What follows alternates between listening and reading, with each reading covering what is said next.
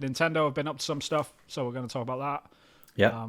Well, they haven't been up to some stuff, but some stuff has been leaking out. Leaking out of the Nintendo which camp. is rare because it doesn't happen often. No, that's true. Although this news sounds like it's quite big.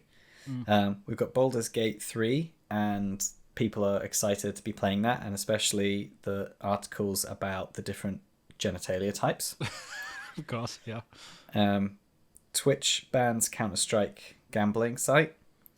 Gollum has a massive patch content. What the heck? I thought that game was dead. What's this big patch content? And I thought all the people let go, so we can talk about that. The expression flogging a dead horse definitely comes into play.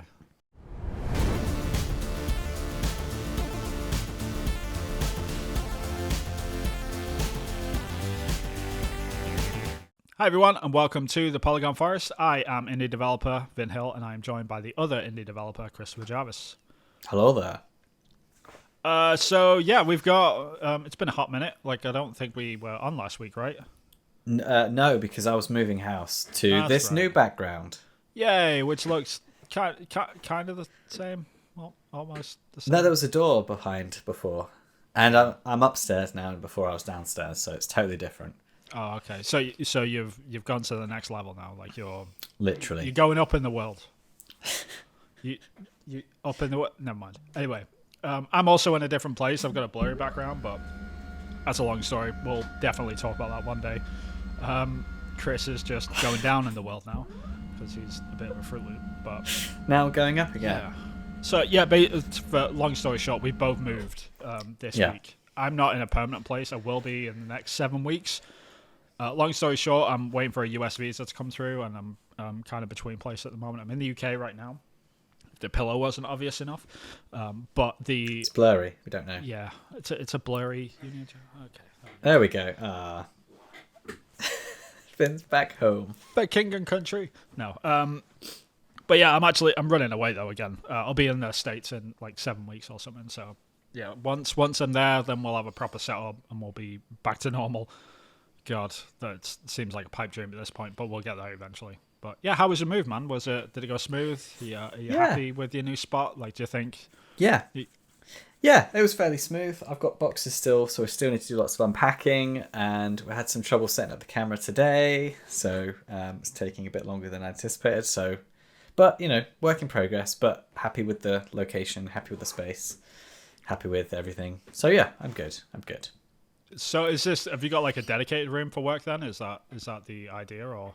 Yeah, this is the office / library / drawers for clothes. So it's a bit of a multi-purpose room, but most of the time it's my work office. So I'll be working from home here, which I have done already this week. And it's nice and comfy and that's cool, man. Dedicated workspace. I'm always like really excited when people get like their own office space. Like it seems like it's such a small thing to like normal people, but for devs or people that are working full time at a desk remotely, it's so important to just have a space, a threshold that I can leave and enter, and it's great. Like sort of separate away from your living room in particular. Like the people, the absolute masochists that have their desk set up in their living rooms.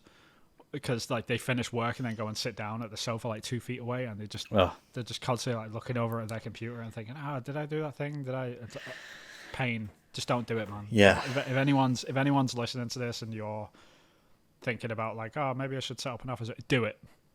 Yeah. Do it immediately. Set up an office if you can. Yeah. Even if it's like in your bedroom, do it. Just away from where you relax, I guess is the best term. But. Yeah, funny. So you're set up on the sofa. So does that mean you're working on the sofa? Yeah.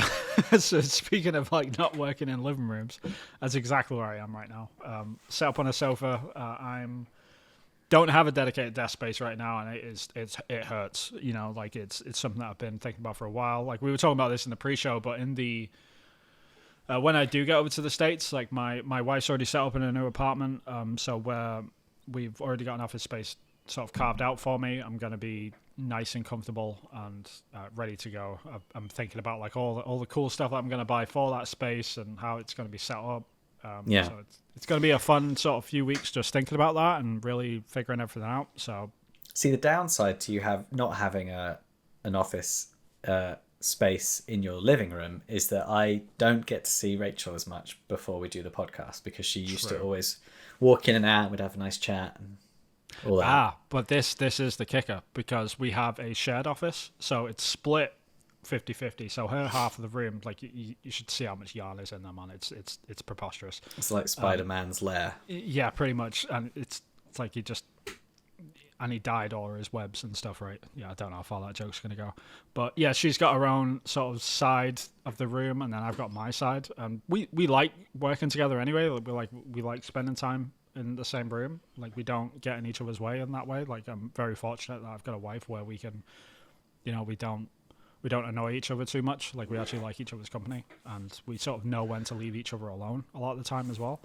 So the space is gonna work out awesome. I think I'm really excited to like get it going and sort it out. But yeah, she still might float into frame every now and then. But she's actually she's gonna be starting her own podcast soon. So what? I know, right? She's got a knitting friend, I think, and they're talking about starting up a podcast. Funny enough, like, her friend is called Rachel, so it's gonna be the Rachel and Rachel show or something, I'm guessing. Rachel's on yarn. Yeah, Rachel's plus yarn. Yeah, that'd be a good name, actually. But yeah, she's excited about doing all that. So like, there will be crossovers and stuff. Like, we'll obviously have her on the podcast for events and any press briefings and stuff like we usually do. So yeah, she'll be around a lot more, which is good. Good, looking forward to that. All right, cool, man. What are we talking about? Yeah, so there's a few things. Like, Nintendo have been up to some stuff, so we're going to talk about that. Yeah. Well, they haven't been up to some stuff, but some stuff has been leaking out. Leaking out of the Nintendo which is rare, because it doesn't happen often. No, that's true. Although this news sounds like it's quite big. We've got Baldur's Gate 3, and people are excited to be playing that, and especially the articles about the different genitalia types. Of course, yeah. Twitch bans Counterstrike gambling site. Gollum has a massive patch content. What the heck? I thought that game was dead. What's this big patch content? And I thought all the people let go, so we can talk about that. The expression flogging a dead horse definitely comes into play. Yeah. So yeah, Switch 2. Let's talk about that. Yeah, it's the big one. So there's been like a slow drip feed of news which has been coming out over the last couple of weeks in particular. And I think something has happened that's sort of triggered this in particular, and that is developers have started to get dev kits. That's why all the rumors have started to sort of kick up again, because multiple sources across the industry, like close partners with Nintendo that usually work on their third party. Yeah. I'm not saying I've heard like anything specific or anything, but generally, like, the first third parties to get Nintendo stuff is people like Ubisoft, because they tend to do a lot of third party content exclusive for their systems, and also they always jump on board to be first out the gate, so they'll probably be making something for this. So I'm guessing Ubisoft are a leaky ship. Yeah, there's very few things that don't leak at Ubisoft. Like, funny enough, like the Assassin's Creed Jade leaked this week, like 2 hours of gameplay or something, which is the one that's set in China. It's hilarious. Just nothing can not leak out that company. Yeah, it's just ridiculous. And I say that with like all the affection in the world. I worked there for 7 years, but Jesus Christ, like, you need to figure it out, guys. But yeah, that's pretty much where these rumors have started kicking up from. I think like the talk around it is that developers don't really have like a hard date when this thing's going to get announced, but they've got like a general window of when they think it's going to be released, which is probably late this fiscal, early next fiscal. So probably beginning of the year, May, April, somewhere around there. They really don't know yet, so that probably leads towards like an announcement by the end of this year. I would assume maybe at the Game Awards or something like that would be a good spot for it, is my assumption. That sort of lines up with what I've been hearing as well. Like, there's been whispers around this thing coming for quite a while, and now like all of this is starting to get confirmed that 2024 seems to be the release year. That's the window for this new system. That could be good then. Yeah, Any it's specifics time. on like hardware or like numbers? Is it going to be like 1080p? Yeah, this is the thing that people going back and forth. And it's hard to sort of get because when you get a dev kit, generally like that's before like the specs are properly sort of locked off anyway. Mm. Like you normally get a dev kit which might be a little bit better than what you're actually going to be getting like hardware wise, and you might patch like the software to sort of match it and stuff. Mm. So a good example of this on the Wii U, when the dev kits were put out on the Wii U like many moons ago, the screen resolution was a lot higher on the dev kits than what the final version was. So like you have to take all of this with a pinch of salt. But like hardware wise, it has been sort of semi confirmed by multiple sources that it is going to be a handheld console hybrid again. So it's going to be very similar to the Switch in that respect. So it's going to be a genuine successor. The one piece of horrific news, I should say, and what like has been confirmed across multiple people as well, like if this is going to be the truth, I'm not entirely sure yet. Obviously take all of this with a pinch of salt, but what's been sort of said by multiple people at this point is that there's going to be a new medium, a new cartridge medium.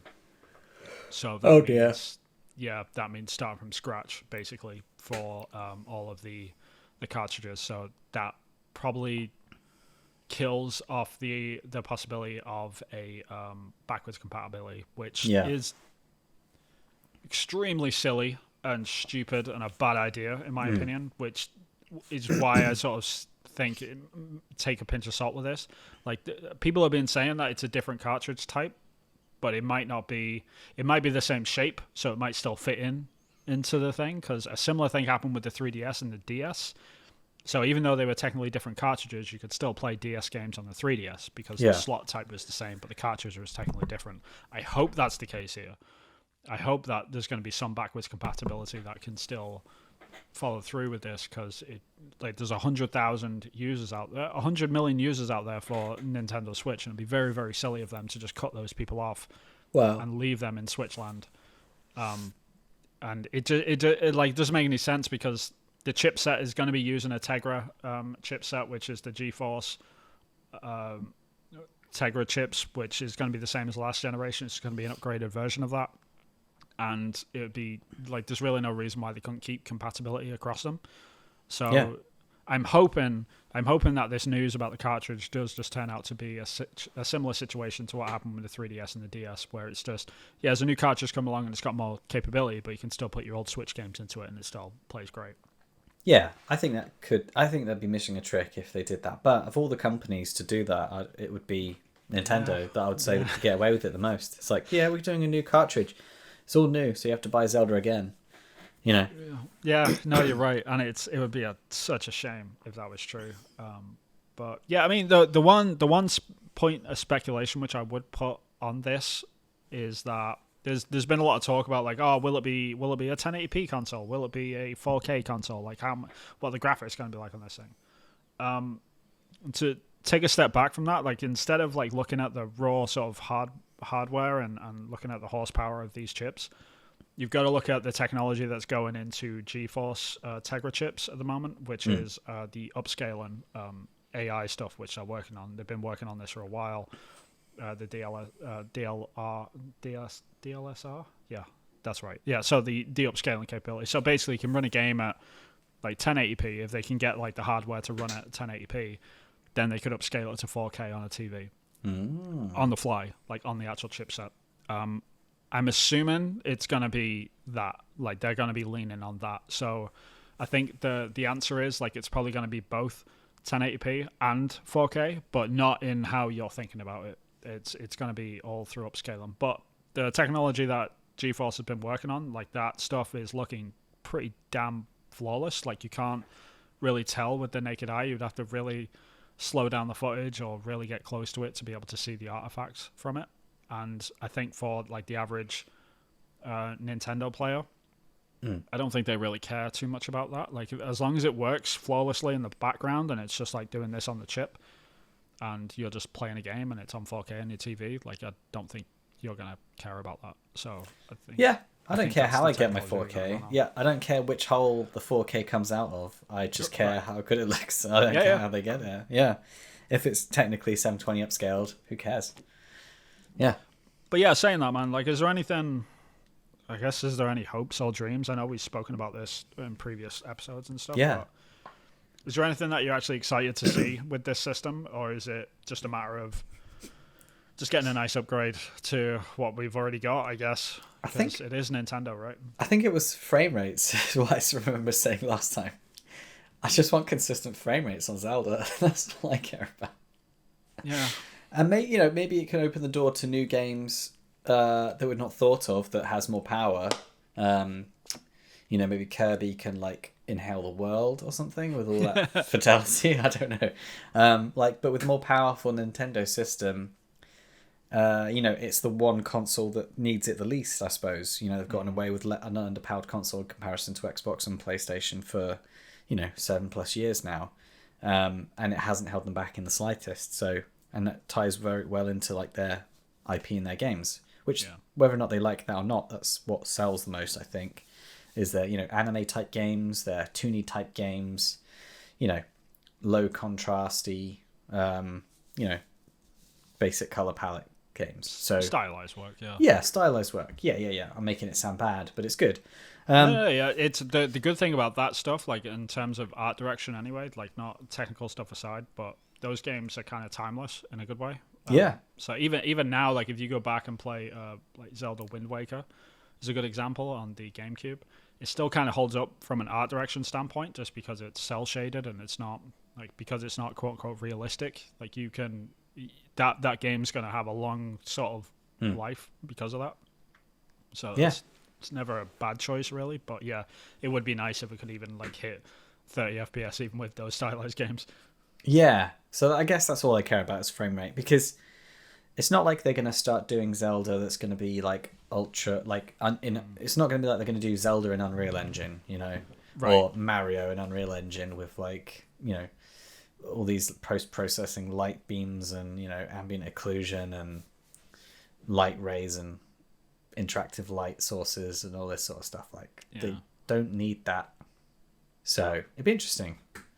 Yeah, I think the choice would be a nice thing, not for Nintendo as a first party, because third party games. Because first party games, like, they're always going to make their Marios that are going to look like Mario games, right? They're going to look like the Mario movie and stuff, and that's probably what the console is going to launch with, because that's what they did with the Switch as well. They had Mario Odyssey come out within a couple of months of the Switch, and that game did very, very well because of that. And they tend to always have like a mainline sort of 3D Mario ready to go for these systems. So that does seem to line up like timing wise. So with that stuff, like, that's great, but it would be nice if there was just enough power, just enough for third parties to not to be absolutely crippled by like, oh god, like a new Switch like a new Nintendo console has come along and it's 2 generations behind. Great, now we've got to downsize all of our games if we can even put this game onto it, because some games are they're impossible to put onto these things.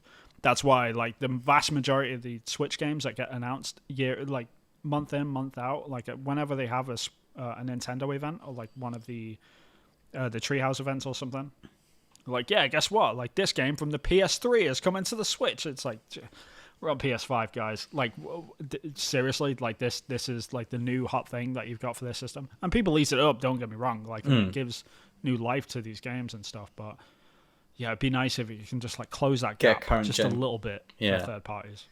Yeah, getting a current gen game onto Nintendo, that'd be, because we're too far away now, aren't we? We're too far away. Yeah. Oh yeah, that reminds me of something that I saw an article on, like Jedi Survivor. That was just for current gen consoles, but now there's gonna be a version for older consoles as well. Yeah. And it's like, what's the point? There's a huge install base, I guess, still playing those consoles, which is fine, because I think like in that case, it's okay, because like it's no harm, no foul sort of thing. Like, if the game runs and people are enjoying it, then more power to them. Yeah. But I highly, highly doubt that Respawn Entertainment are the ones that are going to be making that demake. You know what I mean? Like, then they're not making that downgraded version. they'll be passing that off to some third-party studio that has the unfortunate challenge of doing that. It's just going into Photoshop and pressing resize on everything. Right. Re-import. Putting all the LODs so they're all like they all get knocked down one. Like draw distance gets kicked down. 720p. Whatever. Whatever works to get those games working, because they're not. It's not like they're making them for the Xbox One X on all the PS4 Pro. No, they're making these things for like the 2013 PS4 base model, 2013 Xbox One that was announced by Don Matrick. You know what I mean? Like that. These things are old, man. They're 10 years old. Yeah, and they've got the challenge of downgrading these things. Like, God love them. You know what I mean? Like I don't envy them. Yeah, that's not a fun job to me. That doesn't sound fun. So yeah, we'll see what happens. When do we think we'll hear more about that? More leaks or more announcements? What's coming up event-wise that could be announced at? I think the Game Awards fits. Yeah. All right. If you want my proper timeline, I think in the end of October, early November, we're probably going to get a random trailer just get shown by Nintendo on their YouTube channel. It just gets released. Here's a teaser of people like playing the new console and having fun, good times, and all that sort of stuff. High-fiving and playing Splatoon or some shit. Right? That's how it'll start. They'll do that. Everyone will freak out, and it'll be like more information next month. And then at the Game Awards, they'll have a proper showing of it, or they'll have like a Nintendo dedicated event for it, or they'll maybe even like these things will cross around. But I can imagine around November time, we're going to start hearing about this a lot more. Rumor-wise, I don't think we're going to hear much, because Nintendo are pretty good at keeping tight-lipped about stuff. And now, like the initial leaks that we've got from this are just purely from the dev kits, and all that information is kind of out there at this point. Like even if we got a random picture of a dev kit, like it's not going to make a difference because the dev kits never look the same as the final thing anyway, ever.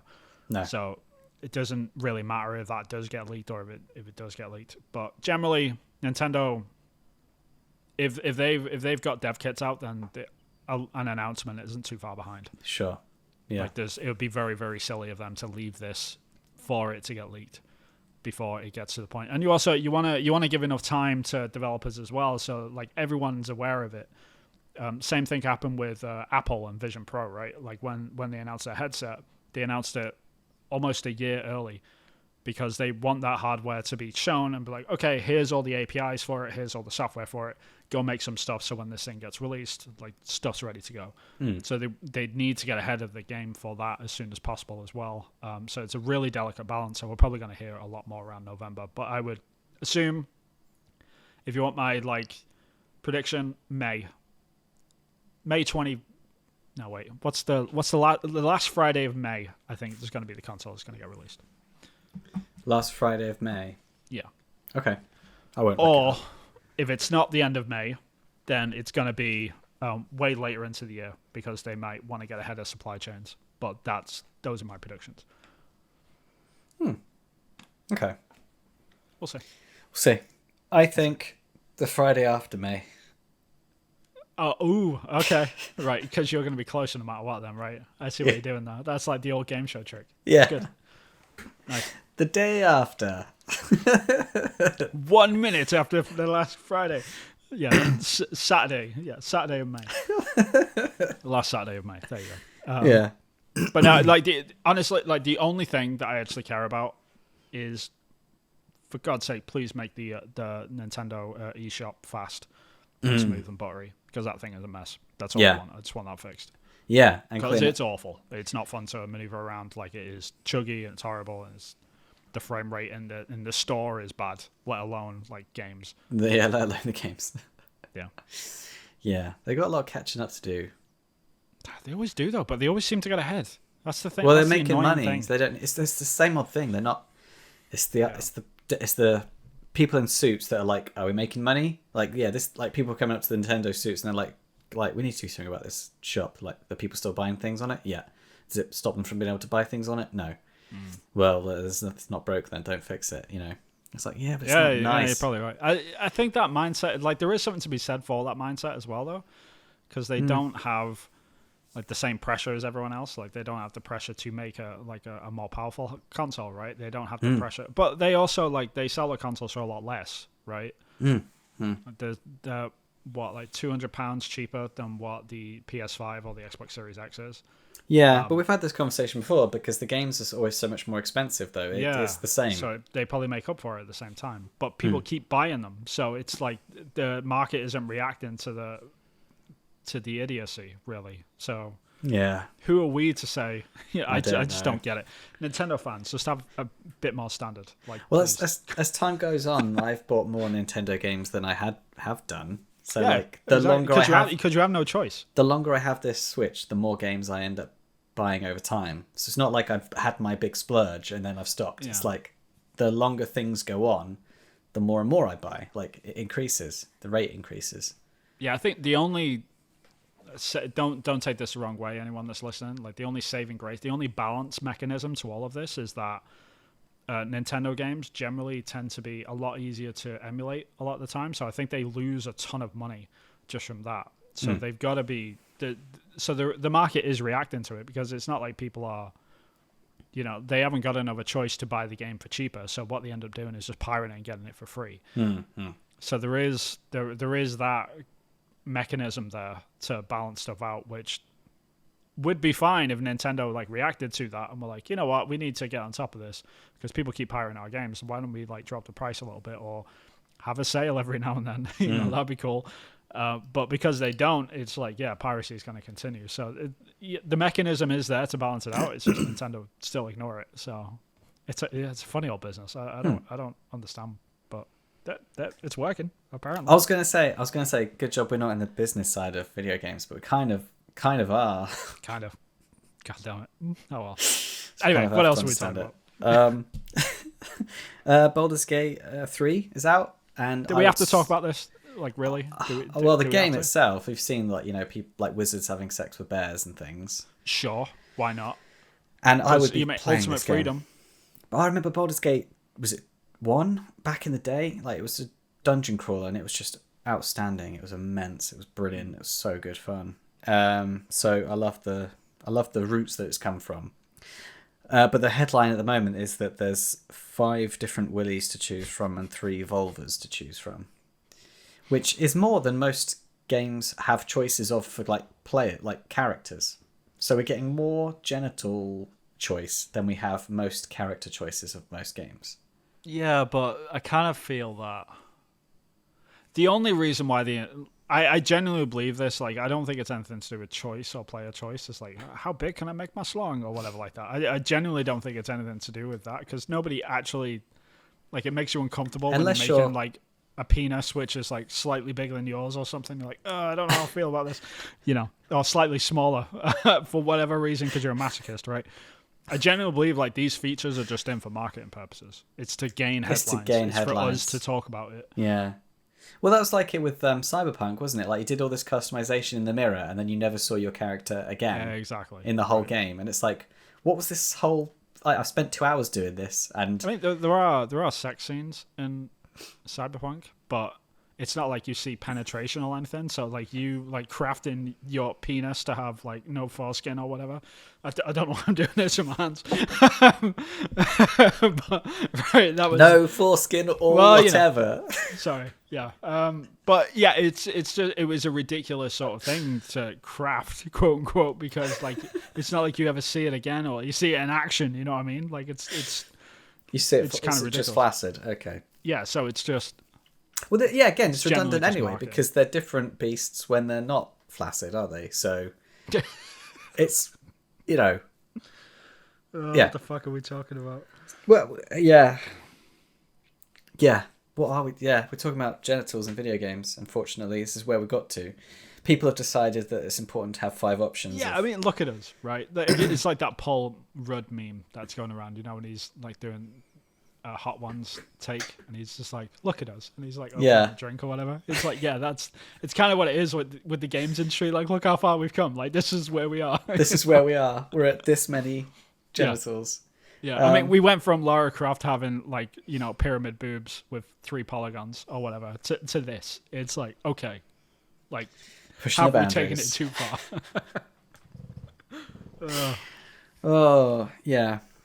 So, but people like that. Like the romance options in games always almost get finalized. Like if you have the option to romance characters, people always want to see. It's that morbid curiosity of what's that going to look like? How's that going to play out? But also, it fits that other thing of like how will that affect the game with the character and missions moving forward? Like how are they going to react after that thing has happened together? And that's quite a human thing.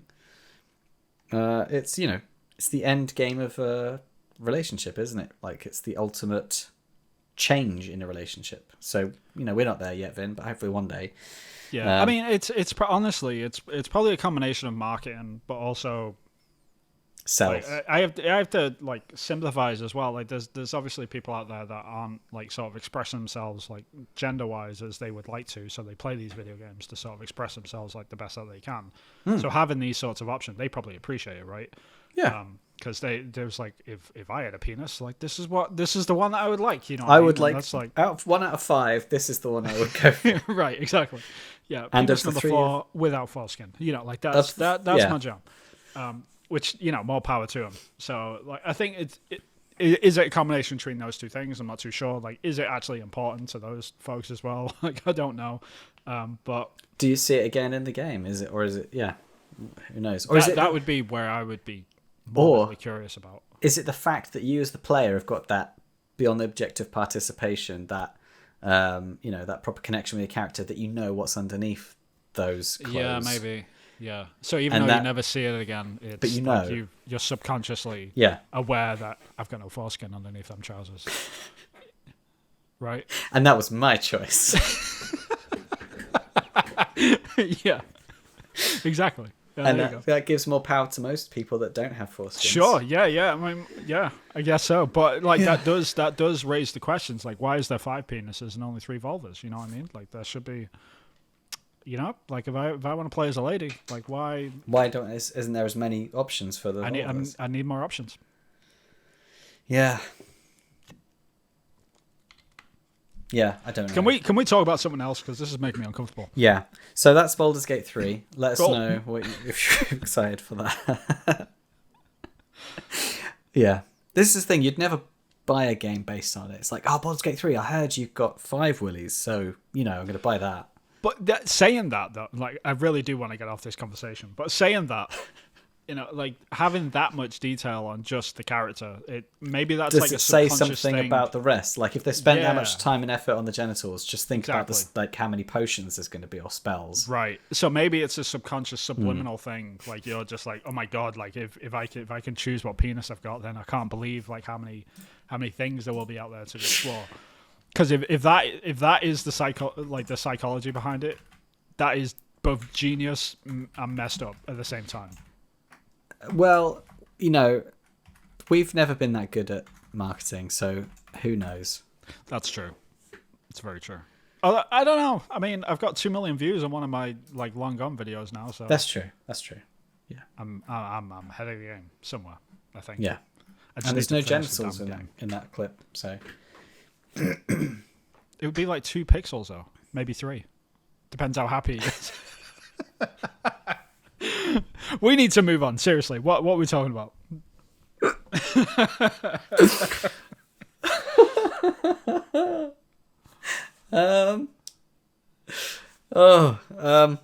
Twitch bans promotion of Counterstrike gambling. So this is from Kotaku. Stream mega site Twitch, if you haven't heard of Twitch, has updated community guidelines and now prohibits streamers from promoting or being sponsored by Counterstrike global offensive skin gambling sites. So this new ban could impact many streamers who have lucrative deals with these controversial websites. So CSGO trading and gambling of skins and other cosmetics. It's been in business with these Twitch streamers. And it's basically promoting children to go on these sites and gamble their money to get skins that they don't have any control over what they get. It's it's like a slot machine basically. And so I don't know why isn't already covered in their Twitch guidelines, because it's promoting gambling. So I don't understand. Like Twitch streaming has not promoted gambling, but yet these sites seem to have circumnavigated that with like this weird loophole. It's like, well, we're a Counterstrike website, so we're not a gambling site, but it is just gambling. Yeah, Twitch is just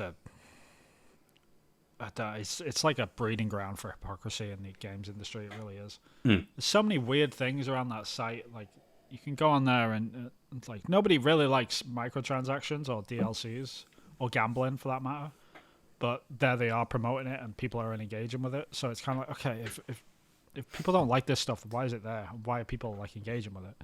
So it's this weird sort of, we want certain things to be true, but they're not.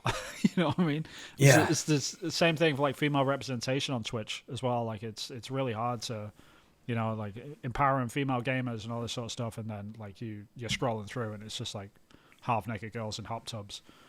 And they're the top streamers. They're the top streamers, and it's like, oh man, like what are we doing? You know what I mean? And then like, the ones that don't show their the genuine swimwear gamers, like the ones that are the just ones lower down playing games. Like, they're not promoted up.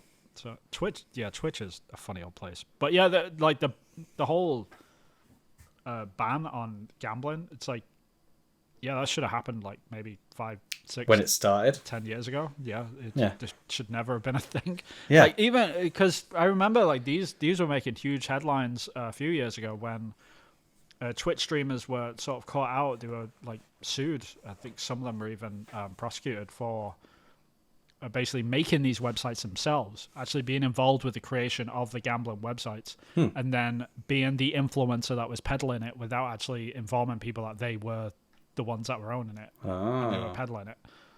And they're still operating. Like, they're still, I can't actually remember like the names of them, but you'd have to go look up like the folks that were involved in those scams, for lack of a better term.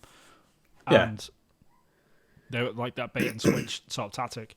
And they just like that. It should have happened then, like the ban should have happened right then. It's like, it's in the news. Like, this is not good. Like, why would you be gambling for skins anyway? Like, this is dumb. Like, we generally all agree that the whole like fruit machine version, like the slot machine version of microtransactions, is just not a very not good, cool. It's not good. It's just there's never been a good sort of represent, like, because the house always wins, right? Like, that sort of mentality. And especially with digital things, because you can just set it to an algorithm. It's not like it's a physical good out there, and it's genuine chance and it's genuine like luck that you're working with. If you're just working on an algorithm, it's like, okay, someone already won it this month, so we're not going to split this out for anyone. And you can just do that digitally. Like, that's kind of messed up. That's like that. You've got those controls and those levers to be able to manipulate the market like that. So yeah, it's just everyone agrees that this isn't good. Like, so it's good that Twitch. No is one's going to be going, boo. I don't want to pay. I don't want to know if I'm definitely going to pay for a digital product when I put money to a company. Yeah, I want there to be a chance that I won't. Yeah. Yeah, I mean, if you want the skin, just buy the skin. Yeah. Like, let me buy the skin. Like, don't be like, oh, you can buy 5 cards that are randomized and you might get the skin. It's like, no, don't do that. Just let me buy the skin. That's it. Yeah. Because this is not cool. And this, to be absolutely clear, I'm not gonna ever like praise Twitch for doing the standard. Doing the bare minimum of tolerable moral, Yeah, it's like, I remember that Chris Rock stand-up bit that he did when he's like, I look after my kids, and it's like, you're supposed to, it's like that. This is exactly that sort of situation. It's like, this is exactly what you're supposed to do, Twitch. Now, how about you sort out all of the hot tub girls? Like, that might be a cool thing, especially for all them 12-year-olds that are watching this. Yeah, and it's easy. Like, you just go, no hot tubs. Like, no hot tubs are allowed. It's easy. Yeah, mustn't like be. I don't know. Like, you can describe it in a way which is like legally okay-ish. To say like, don't have your breasts out, and like trying to convince kids to go to a gambling website. Like, that can't be hard, guys. Like, really can't be hard to put in the guidelines. Yeah. Yeah, I mean, if you can block people dressing up as Nazis, then you can block that. You know what I mean? Like, I just don't get it. But yeah. Yeah. It's not that I don't. hard. Maybe Gen Z's into it. I don't know. Maybe I'm just like old man shouting at cloud. Maybe all the kids are like, I want to gamble. Don't Yeah, I take want that to away gamble. from us, I like the Vin." hot tub ladies. Yeah, like I don't know. Like, sure, cool. I'm just old. That's true. We don't really watch Twitch. We don't really watch Twitch. I'm not. Yeah, I'm not a Twitch. I'm not a Twitch watcher. That's for sure. Yeah, I mean, I watch it every now and then. Like if it's a new game that's out and I wanna check out like to see what the gameplay's like because the reviews are vague or it's really hard. Like with the last time I sat down and watched Twitch like properly was when Death Stranding first came out because the reviews were just a mess on that game. Like nobody really could nobody could really describe what that thing was. I watched it, with Returnal, because again, I couldn't trust what people were saying. There was too many high stakes. It was the new console. It was like the console exclusive, and the story was just a bit too complicated to like communicate it properly through words, like reporting medium. So, watch people play it and made my own decision then. Yeah. Didn't make me buy a PlayStation, consequently. If I had the money, I would have done. If I had the money, I would have done. Right, so that's Twitch. The last thing we've got today then is Gollum. So, there was that game Gollum. I do. What was it called? Lord of the Rings, Gollum. It gets a big patch, but it sounds like the developers are ready to wash their hands of the whole thing.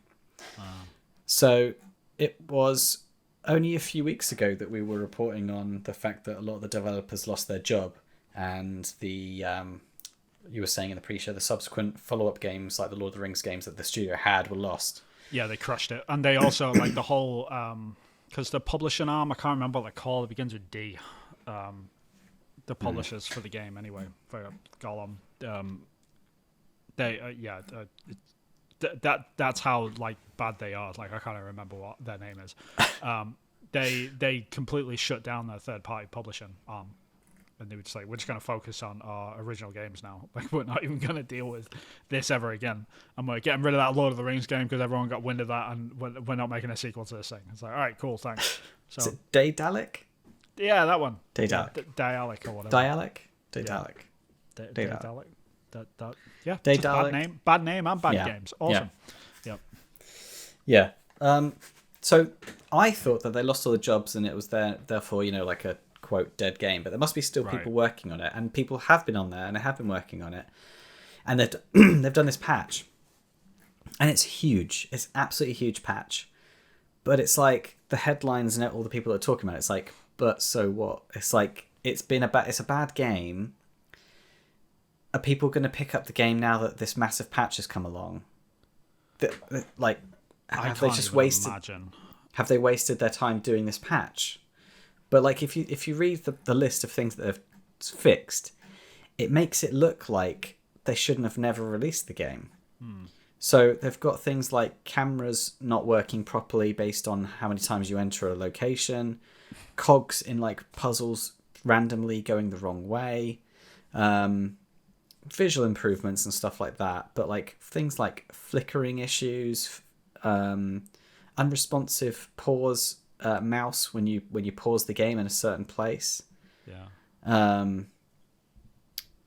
reloading checkpoints that are wrong, and it's just like these are huge things that we've got picking up with like one playthrough of the game, and they're fixing them all, and it's like it's great that they're fixing them. It's terrible that it was released like that. And also, because the game got slated for the bits that did work, like the game design and the concept of the game and the story, the big things. You can't patch that though. Yeah. You can't patch gameplay, you can't patch story, and you can't patch like flow, and you can't patch things that are working as intended, but are game mechanics that were used for like 20 years ago, like the most basic stealth mechanics. Just to get to a location that has no consequence, and things like when you get caught, you die, and then you go to you finish the level and you get to a place, and then in the cutscene you get caught, and it's like annoying stuff like that. Yeah, so, it's weird, man. Like first and foremost, God, I feel so bad for the developers that have had to continue to work on this thing. Oh God, heart goes out to them guys. You know what I mean? Like, just sat there. Imagine coming into work 5 days a week, 8 hours a day, probably 10 hours a day to try and get this patch out. Like, just slugging through that. Like, God, I hope they get a bonus. You know what I mean? Like, I hope so. That's all I hope. But I was saying in the pre-show, like, this, because the series of events that had to have happened in order for, like, this to get to this point is just so many people that messed up. Not only the developer, not only like the testing team. Like, if they hired a third-party testing development the testing team may not have they may not have messed up a lot at all. But the testing team might have been totally on point. It's the people that decide whether or not to implement that. Yeah. So there's that step, and then there's the people that decide not to like make those implements. But then the people I genuinely blame, it's not the developer, it's not the testing team, it's not even the publisher. I genuinely, like, the people that I blame for this, and it's something that I've been screaming about for years, and that's the platform holders, like Sony, Xbox, Nintendo, PC, Steam. Like, the certification needs to be updated.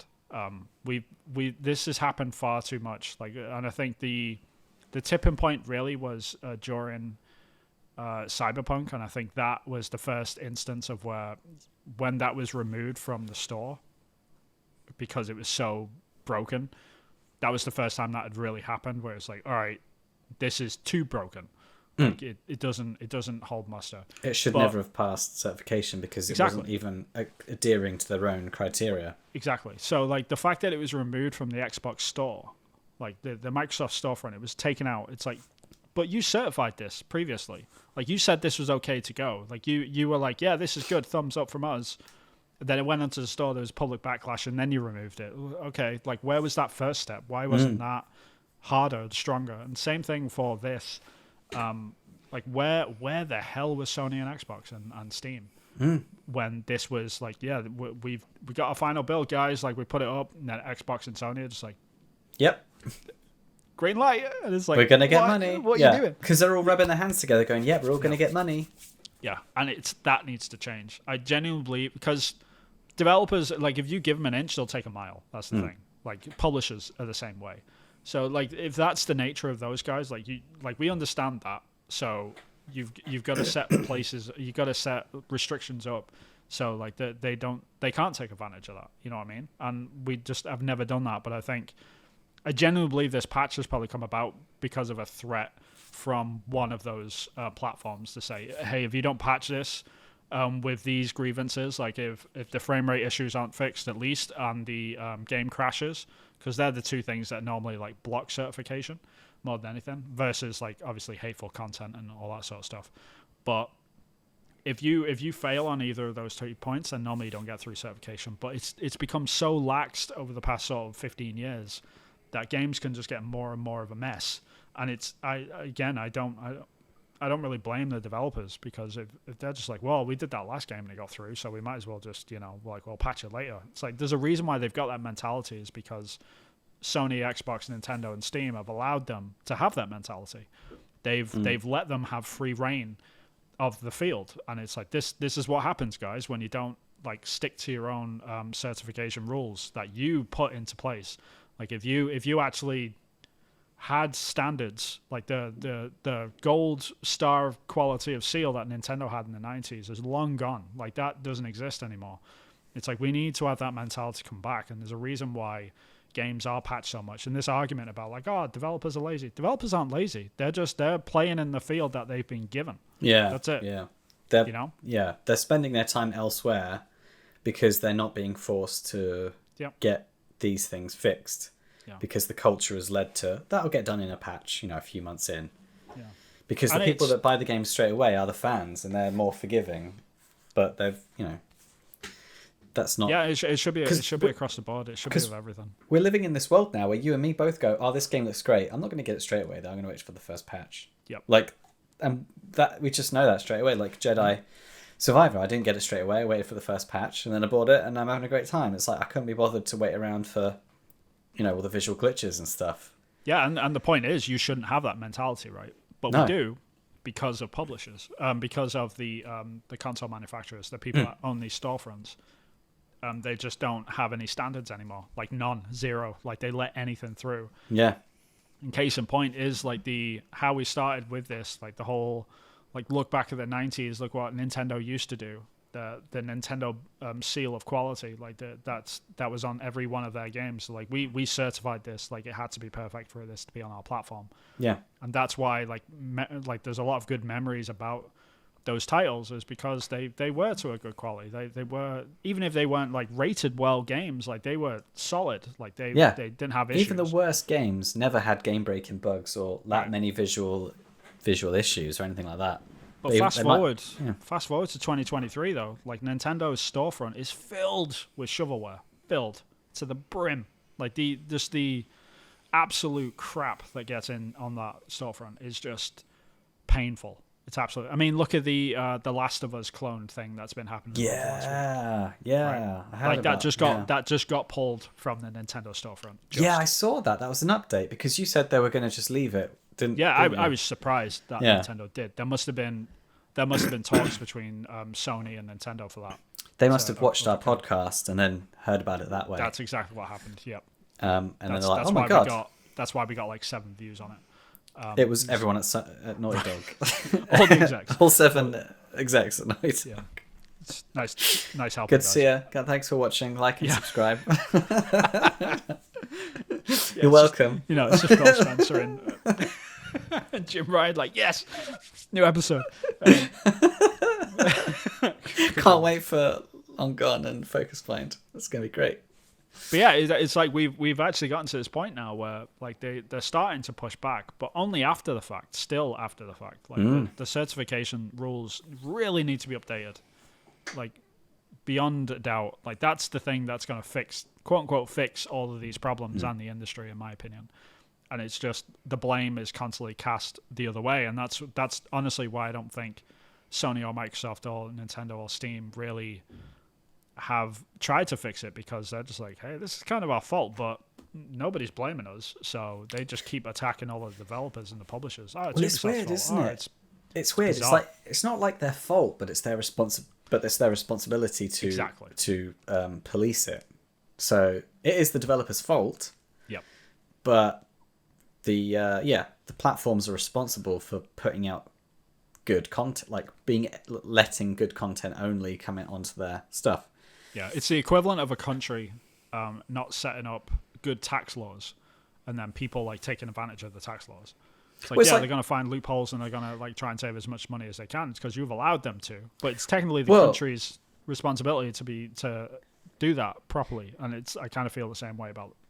Well, it's like It's like the British kite mark or the British standards. When you or the red tractor, like it's a standard of product, and then if you let that standard mean nothing, then ultimately you're responsible. Yeah. You can't blame the people that are putting things for submission.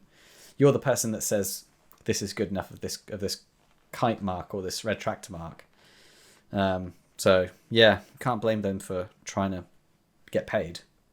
Yeah, it's obviously like there is obviously still blame to be cast, and then we should have higher ethics at game studios. But ultimately, like the actual policing of this is done by the storefronts, and they're just not doing that. And the suits in the company should have more morals and be like, this people aren't gonna have a good time with this version. We shouldn't release it yet. That's what they should be doing. This is on Jim Ryan. This is on Phil Spencer. This is on Gabe Newell. This is on Bowser and Nintendo. It's just. It's their faults. Like they need to collectively get together as an industry, have a meeting, and just be like, okay, what are the standards? What are we gonna put forward here? Like, what's the new sort of rules and regulations for a release that we're all gonna agree on? So all of these games are gonna come out pristine, and it's unified across the industry, and everyone understands, and it's clear cut. Yeah, because that must be part of it as well. It's like, oh, Steam certified this. This is a load of crap. But if people are going to be able to buy it on Steam and they can't buy it on Xbox, I can't not let them buy it on Xbox if Steam have certified it. Those sort of things must bizarre. happen. Yeah, it's like the games industry is as big as it is. It's still kind of the Wild West with a lot of stuff. You know what I mean? Like you look at the movie industry. Can you imagine if if you couldn't watch the rest of the set their own like sort of ethics? You can only watch 3/4 of the movie until the day one patch is out. Like if you're the first person, Yeah, there's no VFX in the last half of the film, but if you come back in 2 weeks, it's going to be there. It's going to be there. Yeah. Yeah, it's like that's what it's like. But no, there are standardized laws across like the film industry. So you know, like. Well, they did do that with Thor. They did that with Thor. The visual effects. They redid the visual effects on Thor. Fair enough. Did you see that kid with the kid's floating face and the glowing eyes, and it just looked like my first visual effects? No. No? Oh, okay. Was it Thor: Love and Thunder? Yeah. God. They had to redo it because it was a mess. I mean, did they have to, or was it pretty bad? Well, it was really bad. Yeah. Right, fair enough. It was really bad, and they made it fine, but not amazing. But I get, yeah, it's a little bit different with film, I guess. Though I mean, film have actually got more of a reason to do it, and they do it a lot of the time because they have the theatrical cuts, and then they have the actual medium releases, which is like the Blu-rays, and when it actually gets released, and by that point, it's generally finished, right? Yeah. So well, the like, Matrix the was all cuts green. might be a bit. Yeah, the Matrix wasn't green in theaters. They put the green tinge on everything on the DVD release. Yeah. But because the DVD release of The Matrix was huge, people remember it being green in the cinema. But that was like a Mandela effect. There was no green. There was no green color grading in The Matrix at theater. Yeah, but I mean, if you're like, yeah, it sucks to the moviegoers, but if you're buying the DVD, you know, like it's more important for that to be quote unquote finished. I guess. Yeah. Yeah, it's tough, man. Because like if you could buy a video game, like if there was a movie, if there was like a cinema version of a video game where you bought it for £15 instead of 50, you know what I mean? And that was like it had a few bugs or it wasn't quite polished out, you'd be a bit more forgiving about it. That's early access then you're talking about, right? Exactly, right? Yeah. So early access, so you're okay with it being Yeah. like kind of glitchy and stuff. It's early access, like it's 15, like whatever, like you know what I mean? Like they're still working on it, they're ironing the shit out. That's the cinema going version of it. But Yeah. when it's out, when it's 1.0, it should be that DVD release. It should be like mastered. It should be finished. It should be done. But the reason why we're not at that point is because the people that are like in charge of the DVD stuff and the storefronts, they'll just be like, yeah, let any old crap through. It's cool. And it's, I'll die on this hill, but I think the responsibility needs to fall on those guys a little bit more. Certification is just, it's been absolutely ravaged over the past few years, and we're just like developers have gotten closer and closer and closer to that line, and they've gone over the line now, and now like the storefronts are just like, that's cool. Well, this is the weird thing as well, because we're actually devs and we're going to be releasing video games. We've never released video games like by ourselves before, but I can't ever imagine releasing anything where if you go into a location and come back, the camera doesn't work properly, or if you go away and come back and you try to load, the UI, you can't save the game. It's like I mean that's the labor of love, though, right? Never in a million years. You're passionate about your game and you're really thinking about it. This is why like there's been a big sort of upturn in indie game sales like over the past sort of 5 years, I think, is because people are starting to realize that. They're starting to realize like the AAA thing is just everyone is it's like fast trying food. to make money. Yeah, it's fast food. Like it's polystyrene. The marketing is the most money spent on the marketing. Yeah. Yeah. So like they're thinking about that and just constantly seeing. But at the same time, I get it though, because like the indie dev has got a lot less of a risk in terms of like financial loss. They've got the worst risk that an indie dev has got is like not making extra money back or something, right? For the most part. Yeah. Whereas a AAA studio, like if they mess up this game, like the studio goes under. That's kind of a big deal, like because like, you're talking about hundreds of devs that are just gonna lose their livelihood versus like one or two indie devs. There's a lot less pressure and risk. That we're going to go a different project anyway after this one anyway. Yeah, exactly. Yeah. Because like if an indie game fails, you're just like, I'll just carry on my day job and just make another indie game. I'll just keep going. You know, like there's no real risk there. So it's kind of it's very unless different. it is your day job, which it is for us. Yeah. Well, I've got backup plans. I'm all right. Oh, you don't? Oh, you're screwed. Anyway. Please wishlist Focusfind on Steam. Yeah, please do. But I don't have a backup plan. Well, you got a nice office at least. I've got an office where I can cry in. Yeah, when I'm looking for a job. That's fair. Yeah. That's fair. Yeah. That's why you should make a second game, Chris. Just in case. We'll see. We'll see what happens. We'll see. All right, but yeah, that's about it though. Yeah. Yeah. Yeah. Hope you enjoyed the episode. 59 minutes on the dot. Oh. Where you're making an indie game, I believe, then. Can you tell us a bit about it? Yeah, I'm making a couple of them. So I'm making Long Gone by myself, which is very slow going, but it's going to speed up when I do go back to the States because I'll have a dedicated space to actually be able to do that. Okay, I'm certain you have no idea how excited I am about getting my own desk. Like, I'm so jealous of you right now. But yeah, stuff's going to move pretty fast. But yeah, you can follow my indie game, Long Gone. It's on Steam. You can wishlist it there. It's everywhere on the internet pretty much. It's the herpes of social media at this point. You can find it on x.com. Oh. It's so gross. Twitter. You can find it on Twitter. You can also find it on Threads, Instagram, TikTok.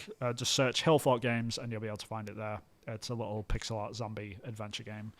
But yeah, I'm working on other stuff in my day job though, which you should be hearing about at some point. One day. I've seen it. Yeah, it's. I'm very excited about it. Actually, it's Yeah. gonna be cool. But be how very about good. you, sir? Where can people find you? And So- all your weird stuff that you're working on. Yeah, so if you search for Acrylic Pixel, you'll find my stuff, like YouTube. I'm going to be focusing more on YouTube and TikTok. Focusing. You're gonna find some focus on that. Okay. And I'm finding that I'm focusing on YouTube and Twitch. Not Twitch. TikTok and YouTube, sorry. My game is Focus Find. It's a 2D puzzle platformer narrative thriller thriller game. Excuse me. Where you play a floating orb, remembering lost memories. And it's about grief. And You just add that to the end. Okay, cool. yeah. And You relieve memories, and everyone's like, "Oh, that sounds nice." Oh, it's about grief. it's about grief. Yeah. It's about a man. Which I guess doesn't mean much these days. How many vulva options do we have? Oh damn! I'm gonna have to put 6 penis options and 4 vulva options. I was going to say because you've already got like a load of ball options, so there's that. Yeah, you can have up to 9 balls, I believe. So that's quite good. Just in case. Just in case. You'll never run out. Yeah, and at the moment, though, you can't have no balls, so I guess it is kind of a chauvinistic game. Terrible. Apologies, but no one's it's just like you can have a 3-ball plus simulator game, so that's novel. This is getting out of hand. We should end this episode. Yes, we should. But yeah, Focus Find is available to wishlist on Steam. Thank you very much, everyone, for joining us. We really appreciate it. Please leave comments, like, subscribe, all that sort of good stuff. Let us know what you want to see in the Switch successor. I'd actually be really curious to see what people are actually excited about. Yeah, like holograms. Or do you just care about the games, sort of thing? Yeah, smell-o-vision. Who knows? Yeah, what is the gimmick gonna be? You know what I mean? Fireworks. I don't know. Because they're gonna do something. Balance like pad. something. Oh, I'll have to think about that. But yeah, please let us know in the comments below what you think they're going to have. God knows. I've not got a clue. It's probably going to be the upscaling tech, though. It's going to be. Yeah. We'll see. Yeah. Anyway. We'll see. But yeah, thank you very much, everyone, for joining us. Until next time. Bye-bye. Bye-bye.